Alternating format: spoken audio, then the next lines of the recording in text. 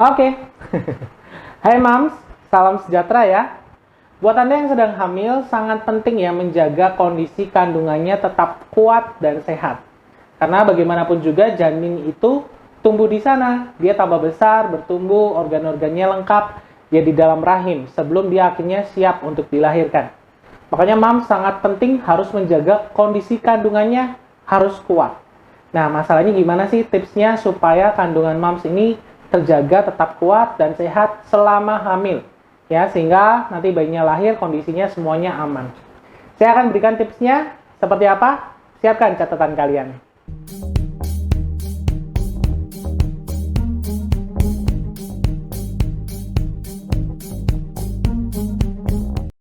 Gimana? Udah disiapin catatannya?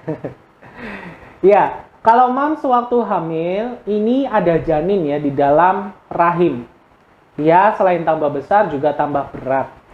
Otomatis ini perlu di dalam kondisi hamil ini kandungannya harus kuat.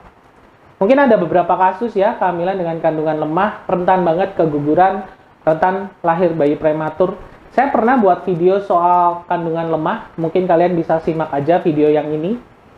Jadi, Mams harus ada mengetahui ya bagaimana supaya menjaga kehamilannya tetap dalam kondisi sehat, kuat ya, supaya bayi di sana juga bisa tumbuh dengan nyaman, dengan maksimal.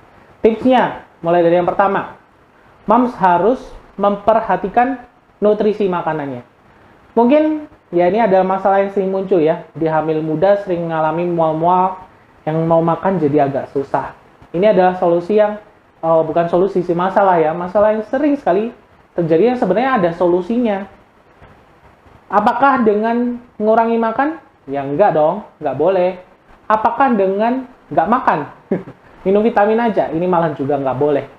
Tetap nutrisi ini menjaga kondisi fisik ibu sewaktu hamil ini kuat ya.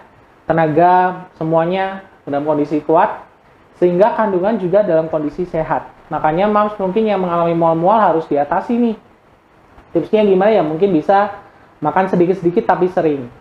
Dok, saya makan nasi langsung enek. Ya diganti nasinya dengan karbohidrat yang lain. Kentang misalnya, ubi, jagung, banyak. Intinya harus tetap makan, ya, dipaksa. Selama masih bisa makan, ya makan aja. Ini biasanya hamil-hamil muda yang mengalami mual-mual.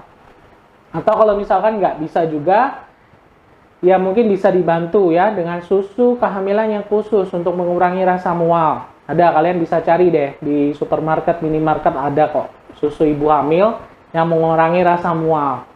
Atau bisa konsumsi vitamin B6, itu mengurangi juga rasa mualnya. Atau kalau nggak bisa juga, ketemu bidan atau dokter, biar diresepin obat anti mual yang aman buat ibu hamil. Tips kedua adalah, kalian harus mengenali keluhan kalian.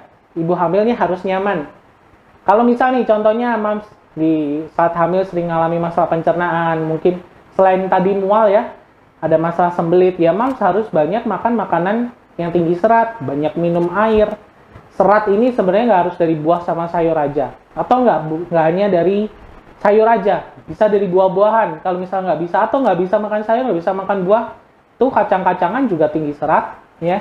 Intinya hanya harus tetap asupan serat ini cukup, supaya nggak sembelit. Kalau Mas mungkin sering sembelit, sering perutnya sakit, sewaktu hamil itu juga rentan banget. Rentan nyeri berlebihan di perut ini bikin kontraksi, itu juga bahaya kan. Kemudian kalau Mams sering mengalami kencing ya, mungkin nih hamil-hamil udah mulai gede, atau bahkan hamil muda juga ada beberapa. Kalau sering kencing, bikin gak nyaman ya, jadi bolak-balik kamar mandi, tidur jadi terganggu, itu juga bisa bikin kehamilan Mams nih terancam ya. Makanya kalau sering kencing, ya minumnya boleh tetap harus minum, tapi jangan terlalu over. Misalnya sebelum tidur, minum air yang banyak ya, jangan, nanti tidurnya jadi terganggu. Atau hindari minum-minuman yang bikin sering kencing, contohnya kopi, teh, itu dihindari. Nah, itu yang harus diperhatikan dulu ya. Kemudian poin berikutnya, harus menghindari paparan zat kimia. Wah, paparan zat kimia ini apa? Yang paling sering deh, biasanya rokok. Siapa yang suaminya ngerokok nih? Buat kalian para suami yang punya istri sedang hamil, jangan ngerokok deh. Please, jangan. Karena banyak sekali data penelitian menyebutkan hubungan merokok dengan bayi lahir bibir sumbing. Bahkan Ada juga yang lahirnya berat badannya rendah, kecil bayinya. Makanya suami di sini ya, atau moms di sini yang punya suami ngerokok, bilangin bener-bener. Kasih tunjuk video ini ya supaya pada tobat. Ya kalau misal nggak bisa berhenti ngerokok, jauh-jauh deh ya, habis ngerokok langsung mandi ganti baju, baru kumpul sama istrinya. Sebelum kita lanjutin videonya, buat kalian yang sedang program hamil, penting ya konsumsi nutrisi tambahan seperti madu amil sini. Ini madu amil untuk laki-laki ya, yang berfungsi untuk memelihara stamina pria dewasa. Juga bagus untuk memperbaiki kualitas sel sperma. Dan juga madu amil untuk wanita ya, yang pink ini juga bagus untuk mempersiapkan rahim, melancarkan haid, kemudian juga memperbaiki kualitas sel telur supaya siap untuk dibuahi. Ya, linknya ada di kolom deskripsi. Buat kalian program hamil wajib cobain madu amil sini ya.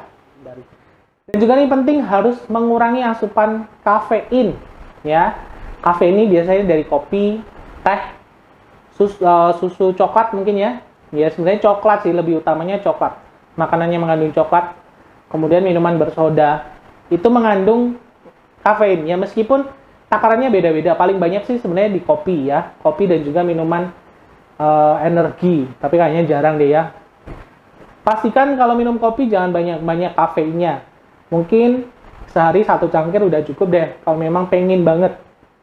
Kemudian hal sepele yang mungkin dianggap remeh, tapi ini sebenarnya sangat berhubungan. Banyak kasus kehamilan moms ini terganggu ya. Mungkin resiko keguguran meningkat atau resiko kelahiran prematur karena ibu yang stres waktu hamil.